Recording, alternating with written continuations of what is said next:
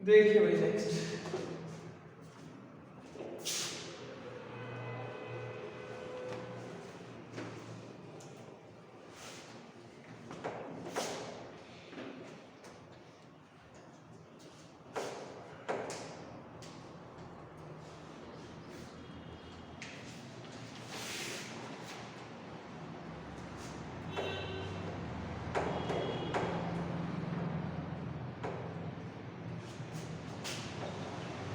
देखिए ना 15 और 16 लोकेशन और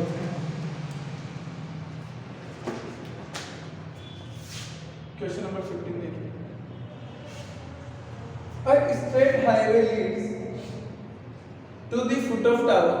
A man standing at the top of tower observe a car at an angle of depression is 30 degree. मैंने कहा एक आदमी है जो किसी टावर के ऊपर बैठा हुआ है और बैठा बैठा एक आती हुई कार को क्या कर रहा है ऑब्जर्व कर रहा है। मान लो कोई कार थी तो पॉइंट ए पर और ऑब्जर्व कर रहा है तो तब एंगल ऑफ डिप्रेशन कितना बन रहा है 30 डिग्री। तो ये एंगल ऑफ डिप्रेशन 30 डिग्री। ठीक आगे क्या बोला है which is approaching to the foot of tower पर टावर की तरफ इधर आ जाएगा कुछ देर बाद यहां भी गोल क्या है बी पॉइंट पर।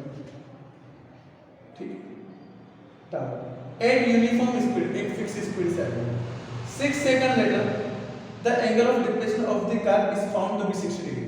6 सेकंड बाद एंगल ऑफ डिप्रेशन कितना पाया गया 60 डिग्री। तो ये वाला एंगल कितना आ गया 60 डिग्री।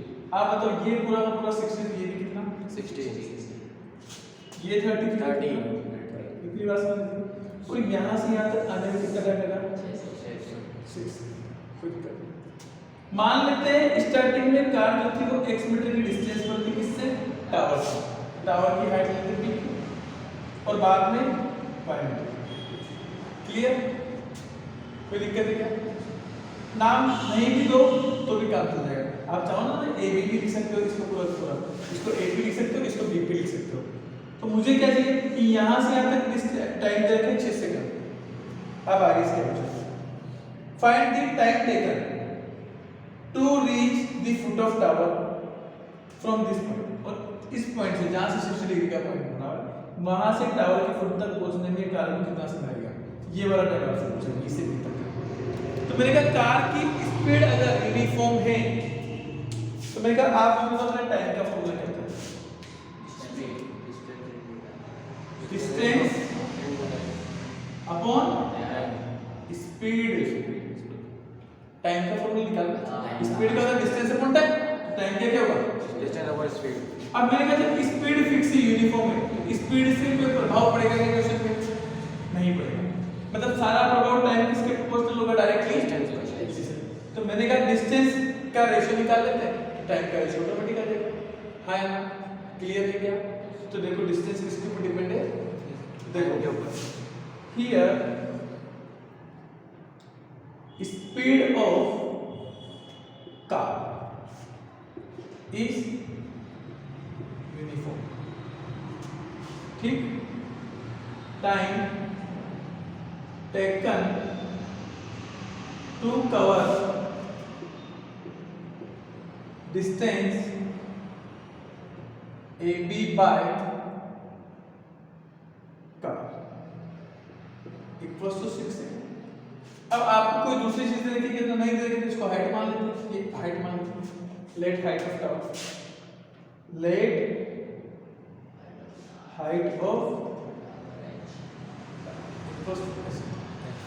कितने ट्रायंगल होंगे दो। मैंने कहा ए से बी तक का टाइम दे रखा है और कहां से कहां तक पूछा बी से बी तक का। तो मुझे डिस्टेंस में भी कौन सा रेशियो चाहिए ए से बी तक का और बी से बी तक की डिस्टेंस चाहिए। ए से बी तक की डिस्टेंस में और बी से बी तक की डिस्टेंस में क्या रिलेशन होगा वो रिलेशन चाहिए।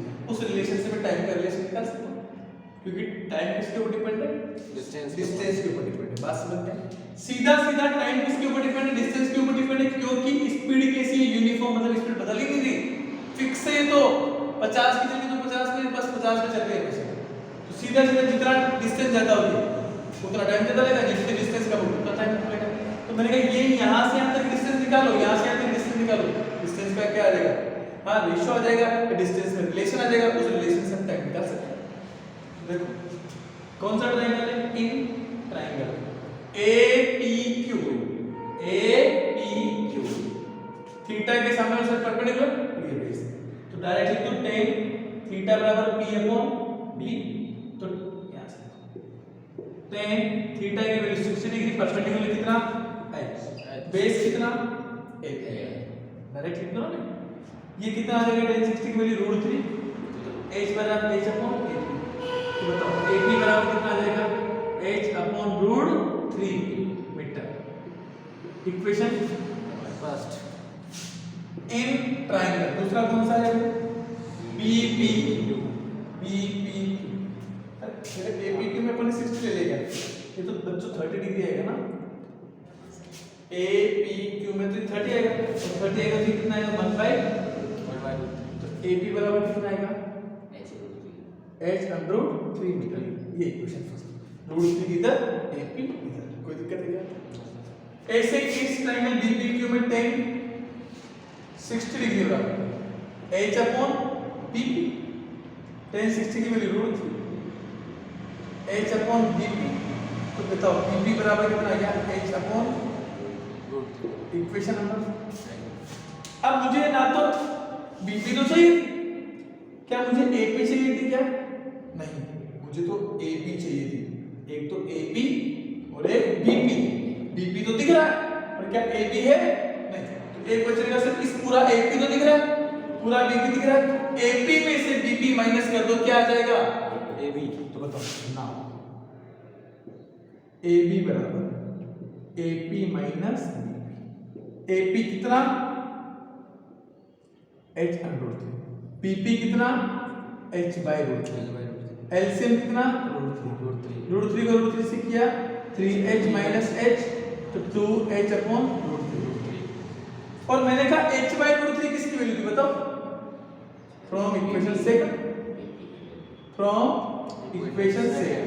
तो AB बराबर क्या आएगा? 2 की जगह 2, h/√3 की जगह क्या लग गया? b। तो जो AB वाली रेजिस्टेंस है वो BP की क्या है? डबल है। तो मैंने कहा ये BP कितना आ जाएगा बताओ? तो आपको क्वेश्चन AB का आधा। हाँ क्लियर है? भाई BP डिस्टेंस कितनी? तो मेरे को B से P तक का टाइम चाहिए था, तो BP डिस्टेंस किसके बराबर आएगी? AB का आधा आएगा। तो अपन क्या लिख सकते हैं कि हेंस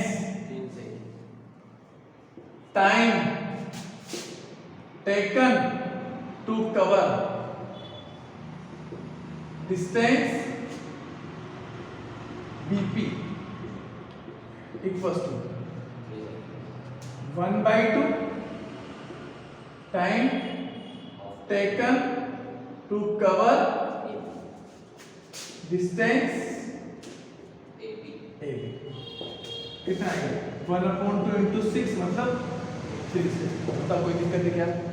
इजी क्वेश्चन था, बात समझ में आ गई। क्योंकि स्पीड यूनिफॉर्म थी इसलिए सारा क्वेश्चन किसके ऊपर डिपेंड हो गया? टाइम के ऊपर। और टाइम में आपको AB वाला टाइम दे रखा है और BP पूछा है, तो AB और BP टाइम में क्या निकाल लिया? डिस्टेंस में क्या निकाल लिया? रिलेशन निकाल लिया। जब दोनों में रिलेशन आ गया तो अपने को पता चला कि जो BP वाली डिस्टेंस है वो AB की आधी है, जो ये वाली डिस्टेंस है BP वाली ये आधी है। तो मैंने कहा इस डिस्टेंस को चलने में ही 6 सेकंड लग रहे हैं, तो आधी डिस्टेंस को चलने में समय भी कितना लगेगा? आधा ही लगेगा। बात समझ में आ गई क्या? आखिरी question,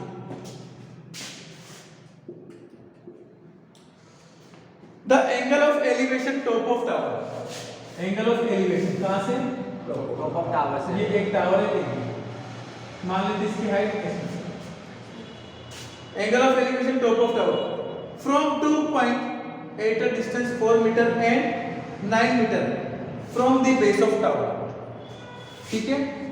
and in the same straight line with it are complementary. देखो क्या बोला है कि एक angle of elevation top of tower और कहां पे? फ्रॉम 2 पॉइंट, एक पॉइंट P ले लेता हूं, दूसरा पॉइंट Q ले लेता हूं, at a distance of 4 metre, 4 metre एक की डिस्टेंस और दूसरे की distance 9 metre from the base of tower. Tower के बेस से दोनों पॉइंट की डिस्टेंस दे रखी है, दोनों पॉइंट की डिस्टेंस क्या दे रखी है? एक की 4 मीटर दे रखी है, एक की कहां से? बेस ऑफ टावर से।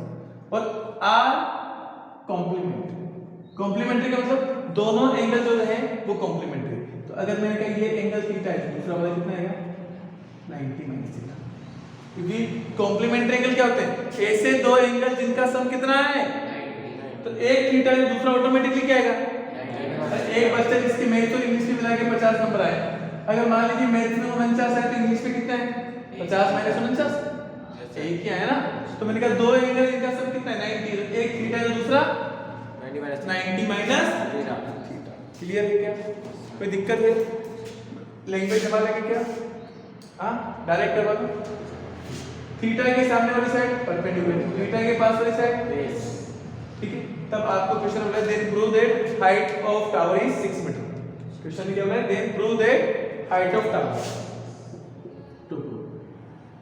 इसमें आपको क्या डालना है, height of tower equal 6 metre. कोई दिक्कत क्या, मैंने कहा थीटा के सामने वाली साइड परपेंडिकुलर हो रही है बेस, तो बताओ tan थीटा बराबर क्या आएगा p, p की वैल्यू h और b की वैल्यू 4। Equation number same. दूसरा tan 90 माइनस थीटा, थीटा के सामने वाली साइड परपेंडिकुलर और फिर बेस, तो 90 माइनस थीटा क्या आएगा h अपॉन 9। अब आपने एक फॉर्मूला पढ़ा है क्या 8th चैप्टर के अंदर पढ़ के आए ट्रिग्नोमेट्री के अंदर, तो कि sin 90 minus theta cos theta, ऐसे tan 90 माइनस थीटा क्या होता है cot थीटा, है। तो इसको क्या लिख सकता हूं, tan 90 माइनस थीटा को cot थीटा बराबर h upon equation number 6।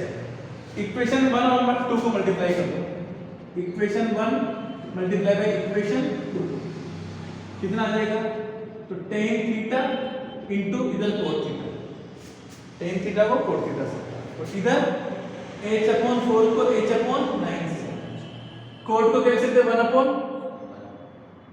10, 1 upon 10, h into h h square, 4 into 9 36, 10 से 10 कट जाएगा 36 इधर आ जाएगा।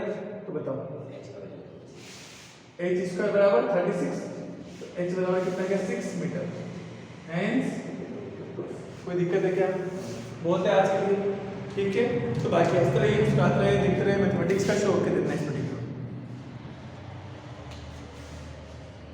यार फिर भी पुराना दिख रहा है ये, चलो भाई लिखिए।